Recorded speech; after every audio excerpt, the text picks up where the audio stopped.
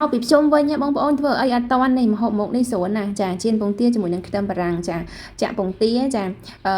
ចូលចំនួន5គ្រាប់ដាក់ជាមួយនឹងខ្ទឹមបារាំងចូលខ្ទឹមបារាំងនេះហាន់ឲ្យទូចៗណាបងប្អូនចាដាក់ស្ករដាក់ប៊ីចេងហើយយើងដាក់ស្លឹកខ្ទឹមចឹងមកដើម្បីមើលទៅសោភ័ណភាពហើយឆ្ងាញ់តំណងទៀតសំខាន់ផលិតផលរបស់ម៉ែរួមលើកំពុងមាន promotion ស្ទើរតែគ្រប់មុខទាំងអស់បងប្អូនផលិតផលខ្លះចុះរហូតដល់ 80% អីក៏មានដែរចឹងបងប្អូនអាចមើលតាមជាមួយនឹង promotion នេះបានណាចាចឹងបងប្អូនដែលធ្លាប់ប្រើគឺដឹងហើយថាពីគុណភាពផលិតផលរបស់យើងគឺល្អខ្លាំងប៉ុណ្ណា